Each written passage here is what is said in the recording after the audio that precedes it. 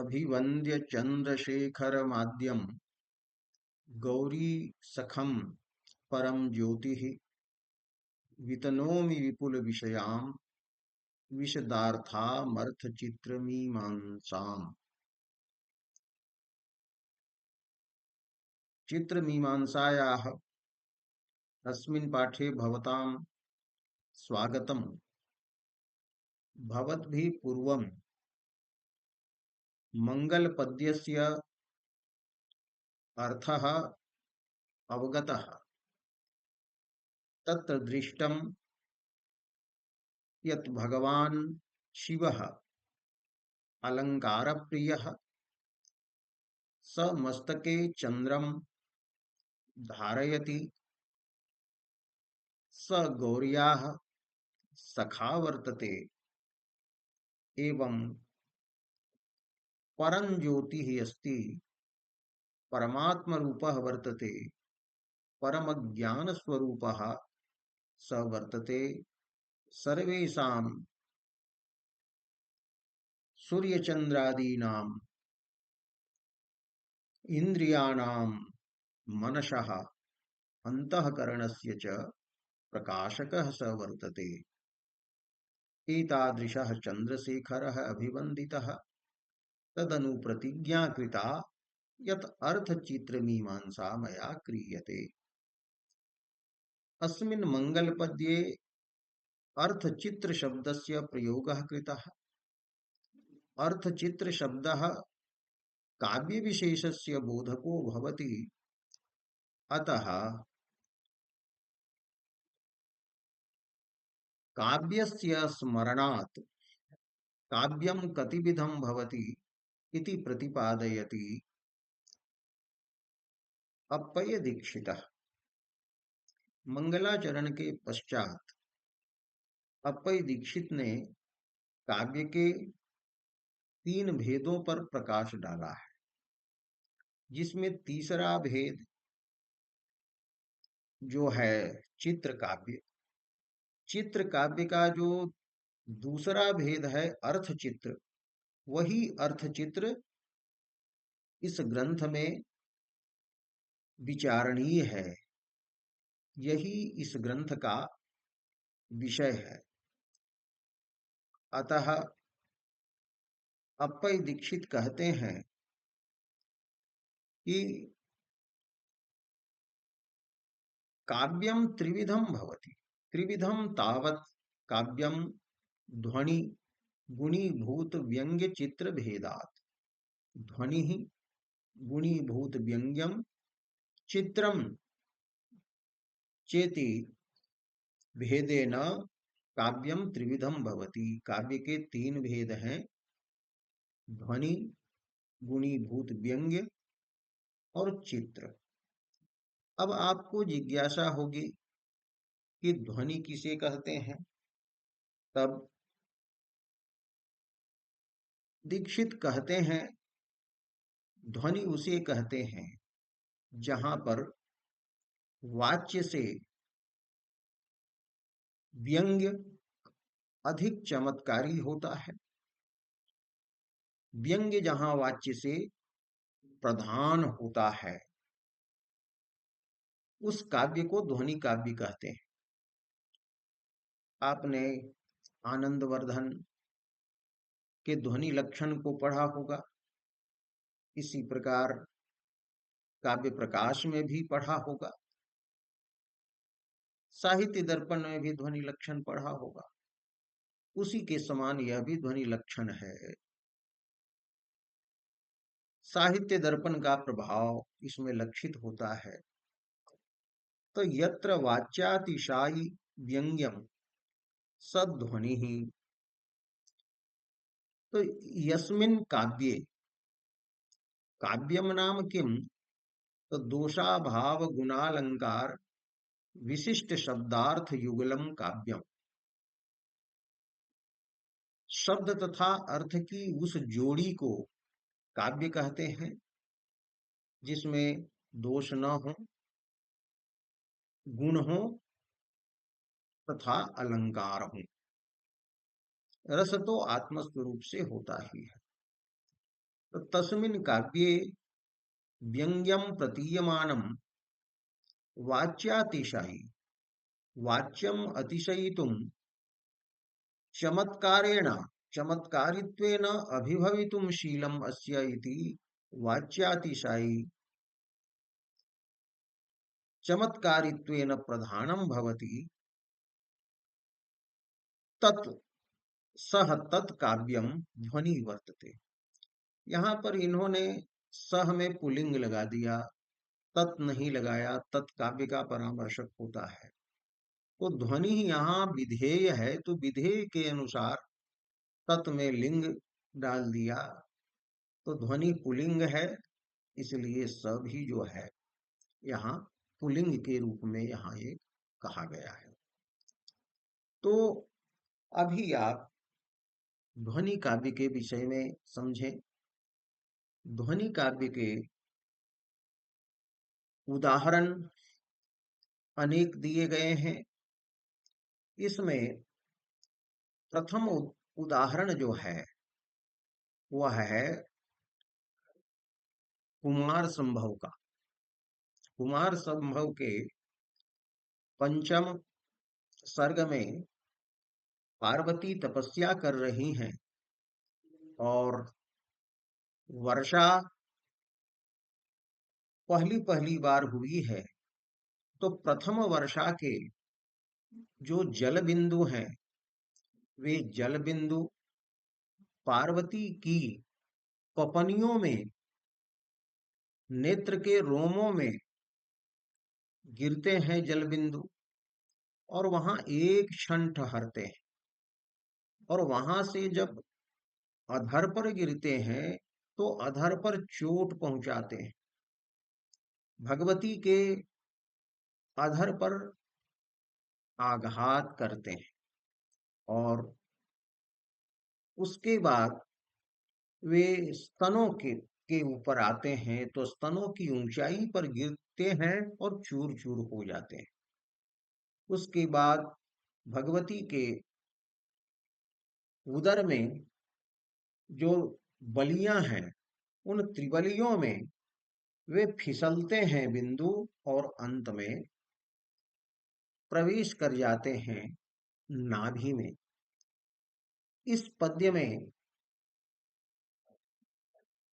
ध्वनि काव्य की सिद्धि, ध्वनि काव्यत्व की सिद्धि अप्पय दीक्षित ने की है, और यह ध्वनि काव्य का पहला उदाहरण है। श्लोक है कि स्थिता क्षणम पक्ष्मसुताड़िताधराः पयोधरोत्सेध निपात चूर्णिताः वलीषु तस्याः स्खलिताः प्रपेदिरे चिरेण नाभिं प्रथमोदबिन्दवः। अत्र क्रियापदं वर्तते प्रपेदिरे। प्र उपसर्गः अस्ति, पद धातुः अस्ति, आत्मनेपदी अयं धातु लिट् लकारस्य प्रथम पुरुषस्य बहुवचनं वर्तते प्रपेदिरे। अस्य अर्थः भवति प्रापुः किल, प्रापुः प्राप्तवन्तः किल, प्राप्त किया। तो प्रपेदिरे के प्रपेदिरे, तर्हि यत्र कर्तृपदं वर्तते प्रथमोदबिन्दवः। प्रथम प्रथमा प्रथमे ये वर्तन्ते, प्रथमे ये सन्ति उदकस्य बिन्दवः। तो उदकस्य बिन्दुः उदबिन्दुः। उदक शब्दस्य बिन्दु शब्देन षष्ठी तत्पुरुष समासः भवति। तत्र उदक शब्दस्य उद आदेशः भवति। पाणिनि सूत्रं वर्तते मंथो दन सुक्त बिंदु वज्र भार हार विवध गाहेशु। तो बिंदु शब्द जब आगे रहता है तो उदक के स्थान में उद आदेश होता है। जैसे उदकस्य बिंदवः, तो उदक बिंदवः हम नहीं कहेंगे, हम कहेंगे उद बिंदु। और उदबिंदु जब ये शब्द बन गया, उदबिंदवः हो गया, तो प्रथम शब्द के साथ कर देंगे कर्मधारय। तो प्रथमे ये उदबिंदवः, प्रथमे ये उदकस्य जलस्य बिंदवः ते प्रपेदिरे। पुनः अन्यानि पदानि विशेषणानि सन्ति प्रथमोद बिंदूना। प्रथमोद बिंदवः ये जो है उसके विशेषण अनेक हैं। तो पहला विशेषण है स्थिता। वे जल बिंदु ठहरे। कितने समय तक ठहरे? तो क्षणम स्थिता, एक क्षण तक रुके। कुत्र स्थिता? तो पक्ष्मसु। पक्ष्मसु, पक्ष्मन शब्द वर्तते, अस्य अर्थः भवति नेत्ररोम। आंख के रोमों में, पपनिया, पपनियों में। तो पक्ष्मसु, कस्याः पक्ष्मसु? तो तस्याः, तस्याः भगवन्तं भवं पतिरूपेण प्राप्तुं कठिनं तपः आचरन्त्याः पार्वत्याः। उस पार्वती के पक्ष्मों में, नेत्र रोमों में क्षणम स्थिताः प्रथमोद बिंदवः। पुनः कीदृशाः प्रथमोद बिंदवः? तो ताड़िताधराः। ताड़ितः, आहतः अधरः, भगवत्याः अधरोष्ठः, यैः ते, जिनके द्वारा भगवती के अधर पर आघात किया गया, चोट की गई, चोट पहुंचाई गई। ताड़िताधराः प्रथमोद बिंदवः। पुनः कीदृशास्ते? पयोधरोत्सेध निपात चूर्णिताः। पयोधर शब्दस्य अर्थः अत्र स्तनः। पयोधरयोः स्तनयोः यः वर्तते उत्सेधः, उत्सेधः नाम उच्यता, औन्नत्यं। तत्र निपातेन, निपतनेन चूर्णिताः, चूर्ण चूर्णीकृताः।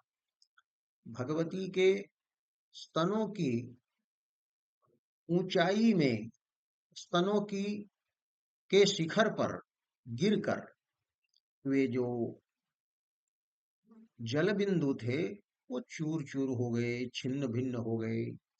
और पुनः कीदृशाः ते? तो स्खलिताः, स्खलित होते हुए, जो फिसलने लगे।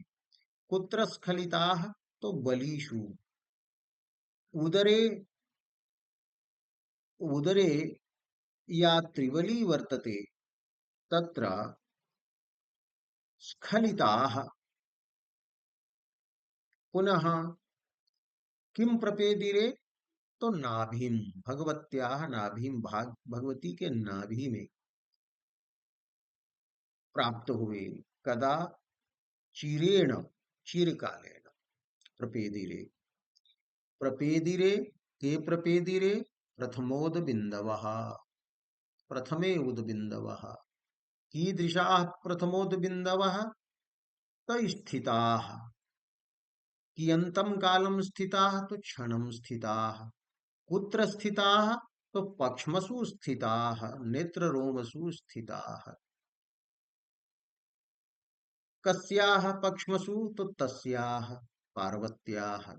पुनः कीदृशाः प्रथमोद बिंदवः? तो ताड़िताधराः। पुनः कीदृशाः? तो पयोधरोत्सेध निपात चूर्णिताः। स्तनयोः उत्सेधे निपतनेन चूर्णिताः, कणशः कृताः। पुनः कीदृशाः? स्खलिताः। कुत्र स्खलिताः? तो बलीषु, बलीषु स्खलिताः। पुनः एते प्रथमोद बिंदवः किम प्रपेदिरे? तो नाभिम प्रपेदिरे, तस्याः नाभिम प्रपेदिरे। कदा? तो चिरेण। एवं खंडान्वय रीत्या अस्य पद्यस्य अयम् अर्थः वर्तते। दंडान्वय रीत्या एवं कर्तुं शक्यते कि तस्याः इक्ष्मसु क्षणं स्थिताः ताडिताधराः पयोधरोत्सेधनिपातचूर्णिताः बलिषुस्खलिताः प्रथमोदबिन्दवः चिरेण नाभिं प्रपेदिरे। जब अन्वय करते हैं खंडान्वय, तो पहले क्रियापद को लेते हैं और क्रिया में कर्ता कर्म इत्यादि का प्रश्न करते हुए जाते हैं और पद का व्याख्यान करते हैं, पदों का अर्थ करते हैं, समास तोड़ते हैं। और दंडान्वय जब करते हैं तो दंडान्वय में कर्तृपद को पहले लेते हैं, तो प्रथमोद बिंदवः ये कर्तृपद है। और इसके विशेषण को पहले लेंगे, तो पहला विशेषण है स्थिताः। अब स्थिताः का विशेषण है, व्यधिकरण विशेषण है, कहाँ वो ठहरे, तो पक्ष्मसु। कब तक ठहरे, तो क्षण भर। तो पक्ष्मसु क्षणम स्थिताः विशेषणों को हम पहले रखते जाते हैं, वो समानाधिकरण विशेषण हो या व्यधिकरण विशेषण हो। विशेषण ये जान लेना चाहिए, दो प्रकार के होते हैं, समानाधिकरण और व्यधिकरण। जहाँ विशेष विशेषण दोनों में एक ही विभक्तियां होती हैं, तो समानाधिकरण विशेषण वहां मानेंगे। और जहाँ भिन्नता होती है, जैसे राज्ञः पुरुषः, तो पुरुष का विशेषण यहाँ राजा है, लेकिन वो व्यधिकरण विशेषण है, राजा में षष्ठी होती है। इस पर विशेष अन्यत्र विचार किया जाएगा। तो यही क्रम है अन्वय करने का। उसके बाद ताड़िता धरा को रखा हमने, फिर पयोधरोत्सेद चूर्णिता इस विशेषण समानाधिकरण विशेषण को रखा, फिर स्खलिता इस विशेषण को रखा, और प्रथमोद बिंदव अंत में विशेष्य डाल दिया। उसके बाद जो है हमने जो है कर्म को रखा नाभिम, और प्रपेदिरे ये चिरेन का, चिरेन जो है प्रपेदिरे क्रिया का विशेषण है, क्रिया विशेषण है, तो उसको पहले रखा, तो चिरेन प्रपेदिरे। तो इस पद्य का यही अर्थ है। और यहाँ पर कैसे ध्वनि है, कैसे वाच्यार्थ से व्यंग्यार्थ की यहाँ प्रधानता है, वाच्यातिशायी यहाँ व्यंग्य कैसे है, इस पर विचार अगले वीडियो में किया जाएगा, अगले पाठ में इस पर विचार होगा। तो इस पद्य को आप रट लें, और ये बहुत अच्छा पद्य है, एक बार उच्चारण कर लें। स्थिताः क्षणं पक्ष्मसुताडिताधराः पयोधरोत्सेधनिपातचूर्णिताः बलीषु तस्याः स्खलिताः प्रपेदिरे चिरेण नाभिं प्रथमोदबिन्दवः।